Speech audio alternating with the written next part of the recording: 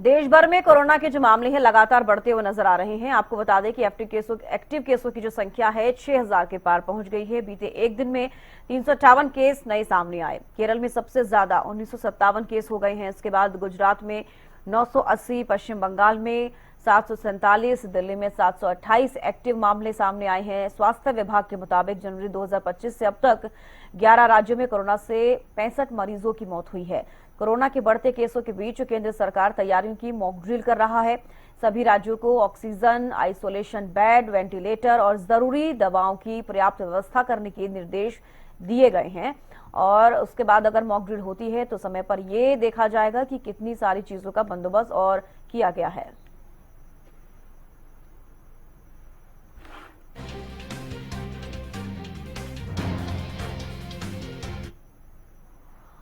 सुरेंद्र शर्मा और महेंद्र सिंह हमारे साथ जुड़ गए हैं। महेंद्र, देखिए फिलहाल अगर हरियाणा के लिहाज से बात की जाए और भी ज्यादा कोरोना के केसेस बढ़ते हुए नजर आ रहे हैं। अगर करनाल की बात करें तो वहां पर फिलहाल कितने एक्टिव केस हैं, क्या कुछ बंदोबस्त और स्वास्थ्य विभाग कितना अलर्ट?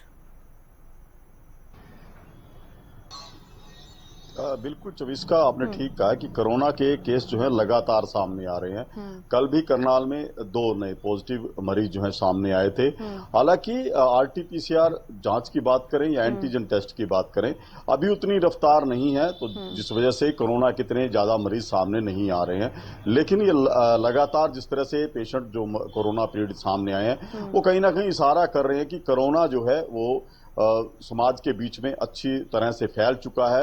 और यही वजह कि पहले जहां शहरी इलाकों से मरीज सामने आए थे, अब ग्रामीण क्षेत्रों से भी जो है कोरोना के मामले सामने आए हैं। अधिकतर मामले जो हैं वो अभी क्योंकि गंभीर नहीं है, तो उनका इलाज जो है वो छोटे मोटे डॉक्टरों से लोग करवा रहे हैं। इसी वजह से ये भी चिन्हित नहीं हो पाता कि कोरोना के वास्तविक पीड़ित मरीज कितने हैं। जो लोग जिले के नागरिक अस्पताल में पहुंचते हैं या जिनकी आरटीपीसीआर जांच होती है, उन्हीं मामलों का पता चलता है कि ये कोरोना पीड़ित हैं। ऐसे में रफ्तार जो है वो लगातार बढ़ती हुई दिखाई दे रही है। और कहीं ना कहीं जिस तरह से मौसम की परिस्थितियां बनी हुई हैं, वो भी कहीं ना कहीं इसके पीछे एक बड़ी वजह हो सकती है कोरोना संक्रमण फैलने के कारण। जी चविष्का।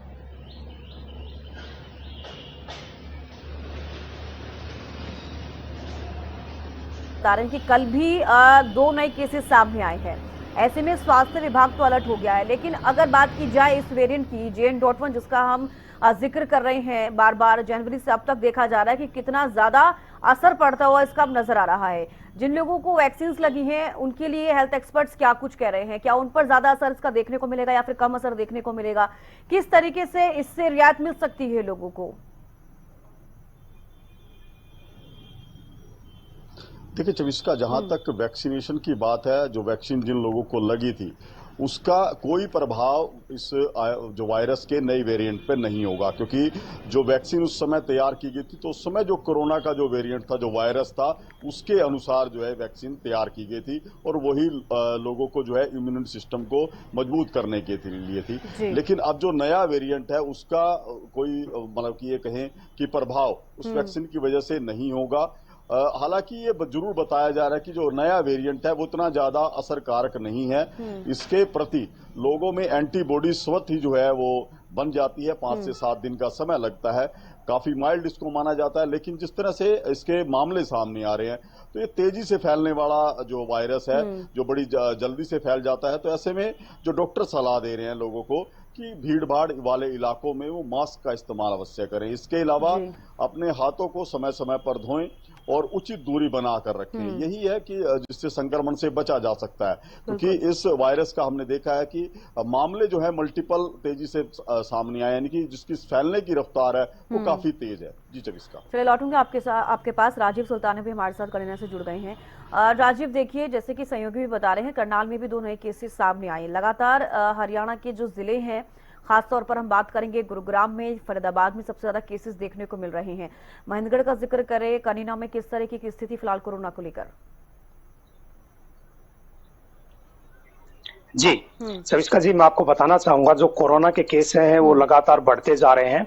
वहीं हम टेस्ट की बात करें तो जिला मुख्यालय नारनौल अस्पताल में कोरोना की जांच की जा रही है, लेकिन स्वास्थ्य विभाग है वो अलर्ट मोड पे है। कनीना में भी जो सामान्य नागरिक अस्पताल है उसमें आइसोलेशन वार्ड जो है तैयार कर दिए गए हैं।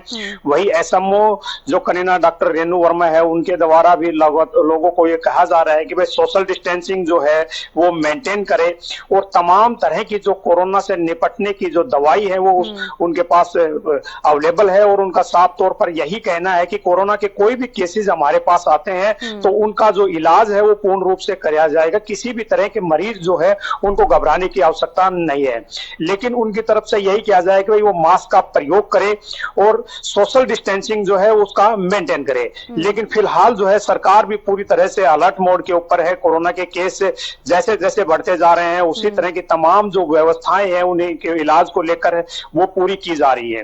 लेकिन अब जो जांच की जा रही है उसमें रोजाना जो है केस वो बढ़ते जा रहे हैं। लेकिन कहीं ना कहीं देखने योग्य बात यह है कि जो पिछली बार जो कोरोना का वेरिएंट था उससे कहीं ना कहीं ये डिफरेंट वेरिएंट अब की बार आया है। लेकिन अभी जो वेरिएंट आया है उसमें लोग जो जांच करा रहे हैं उनको तो मालूम पड़ रहा है उनके कोरोना है, लेकिन कुछ लोगों की जांच नहीं हो पा रही है तो भी जो छोटे मोटे डॉक्टर्स हैं उनके द्वारा वो इलाज करवा रहे हैं। जी सविस्का जी, लौटूंगा आपके पास। महेंद्र, देखिए आपने भी देखा कि केरल में किस तरीके से एडवाइजरी जारी कर दी गई है कि अगर आपको जुकाम होता है या फिर आपको बुखार होता है तो आपको कोरोना टेस्ट कराना जरूरी है, अनिवार्य हो गया है। तो क्या हरियाणा में भी जिस तरीके से लगातार केसेस बढ़ रहे हैं, क्या लगता है क्या यहाँ पर भी एडवाइजरी जारी की जा सकती है? क्योंकि आप भी देख रहे हैं आमतौर पर और भी ज्यादा 100 से ज्यादा केसेस हरियाणा में हो चुके हैं अब तक। बिल्कुल, देखिए जिस तरह से कोरोना तेजी से फैला है, पहले बड़े शहरों में था, उसके बाद छोटे शहरों में आया और अब गांवों तक ये पहुंच चुका है। तो जाहिर सी बात है कि कुछ समय बाद प्रदेश का स्वास्थ्य विभाग भी इस तरह की एडवाइजरी जारी कर सकता है कि कोई फ्लू से पीड़ित मरीज है या जिसको सर्दी जुकाम जैसी शिकायतें हैं उसका आरटीपीसीआर टेस्ट जो है कराया जाए। ये आने वाले दिनों में देखने को मिल सकता है। लेकिन फिलहाल तक की जो स्थिति है वो ज्यादा घबराने वाली नहीं बताई जा रही है, क्योंकि डॉक्टर जिस तरह से बार बार ये बात कहते हैं कि इस बार का जो वेरिएंट है वो स्वास्थ्य पर इतना ज्यादा दुष्प्रभाव नहीं डाल रहा जितना कि पहले के जो वेरिएंट थे कोरोना के वो डाल रहे थे। यही वजह है कि अभी भी हम अस्पतालों में भी देख लेते हैं कि वहां पर भी ज्यादातर लोग जो है मास्क का इस्तेमाल नहीं करते। बाकी सार्वजनिक जगहों की बात तो अलग है। तो ऐसे में अभी उतनी या कहे जागरूकता या उतना डर अभी कोरोना को लेकर नहीं है। लेकिन जिस तरह से ये मामले सामने आए, कुछ लोगों की देश में मृत्यु भी हुई है कोरोना जो पीड़ित थे, उसके बाद कहीं ना कहीं स्वास्थ्य विभाग को अलर्ट होने की जरूरत है और आम लोगों को सचेत होने की जरूरत है। यदि वो इस तरह से लापरवाही करेंगे तो ये कोरोना का जो संक्रमण है ये बड़े स्तर पर फैल सकता है। जी चविस्का। ठीक है महेंद्र, बिल्कुल। देखिए राजीव, जिस तरीके से अभी फिलहाल ये जानकारी सामने आ रही है कि लगातार हरियाणा में भी केसेस बढ़ रहे हैं, 100 से ज्यादा केसों का जिक्र किया, अभी 2 दिन पहले का जिक्र किया जाएगा तो 100 तक केस पहुंच गए थे। इसको लेकर स्वास्थ्य विभाग कितना अलर्ट है ये तो जमीनी स्तर पर दिख ही रहा है। हालांकि ऑल ओवर अगर देश का जिक्र किया जाए तो सभी अस्पताल अलर्ट मोड पर हैं, लेकिन लोग किस तरीके से इसे समझ पा रहे हैं? क्योंकि हेल्थ एक्सपर्ट्स ये कहते हैं कि ये इतना गंभीर नहीं है, माइल्ड है, जैसे कि सहयोगी भी बता रहे हैं लगातार जब भी हम अपडेट लेते हैं। लेकिन लोगों के बीच में अगर कोरोना की ये खबर सामने जा रही है तो वो किस तरीके से इससे डील कर रहे हैं? जी सविस्का जी, मैं आपको बताना चाहूंगा लोग जो हैं अभी से बीमारी को जो है ना वो बड़ी गंभीर से मान रहे हैं, लेकिन दोबारा से जो कोरोना का वेरिएंट आया है इसको सामान्य समझ रहे हैं। क्योंकि आप शहर में जाते हैं, कहीं भी भीड़ भाड़ वाले स्थान है, वहां पे सोशल डिस्टेंसिंग मेंटेन नहीं की जाती है और लोगों के द्वारा जो है ना मास्क है उनका भी प्रयोग नहीं किया जाता है। लेकिन कहीं ना कहीं यही लगता है कि जो लोग हैं वो इस बीमारी को लेकर पहले तो उस समय गंभीर थे। 2020 और 21 के दौरान जो कोरोना ने दस्तक दी थी उस समय काफी लोग गंभीर थे, क्योंकि उस समय कोरोना के केस काफी ज्यादा संख्या में आए थे।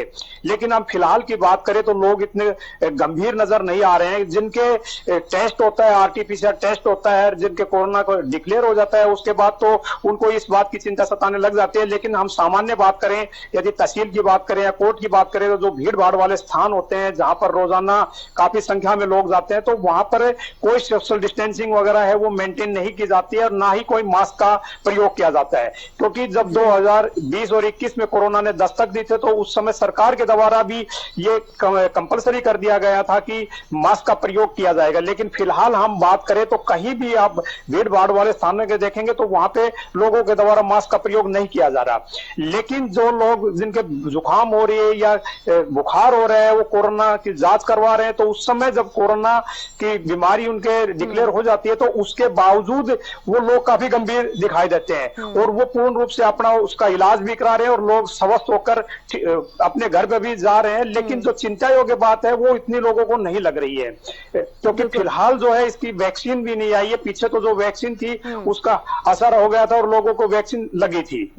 जी बिल्कुल, अब देखने वाली बात होगी। लेकिन बड़ा सवाल ये भी है कि लोगों को अपनी खुद की सुरक्षा करना बेहद जरूरी है, क्योंकि जो भी एडवाइजरी जारी की जा रही है आप उसको फॉलो करिए ताकि और भी संक्रमण इसका ना फैले। बेहद शुक्रिया आप दोनों का जुड़ने के लिए, तमाम जानकारियां देने के लिए।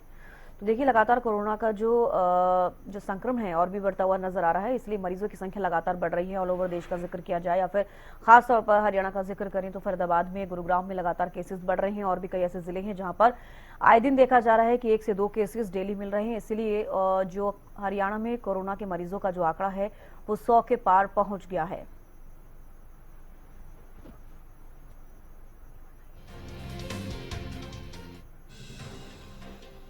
तो देखिए, कोरोना से बचाव के उपाय हैं। मुंह और नाक ना छुएं, बिना धुले हाथों से आंखें, नाक और मुंह को छूने से बचें। पौष्टिक भोजन, नियमित व्यायाम और पर्याप्त नींद से रोग प्रतिरोधक क्षमता बढ़ाएं। स्वास्थ्य विभाग WHO के निर्देशों का पालन करें।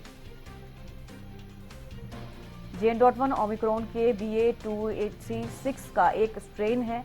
ये वेरिएंट क्या है ये हम आपको बता दें, इसे पिरोला भी कहा जाता है। JN.1 सब वेरिएंट के बारे में आप जानिए। अगस्त 2023 में पहली बार इस वेरिएंट को देखा गया, जो कि अब भी एक्टिव नजर आ रहा है। करीब 30 म्यूटेशंस हैं जो इम्यूनिटी को कमजोर करते हैं। इस वेरिएंट के अंदर ये देखा जा रहा है।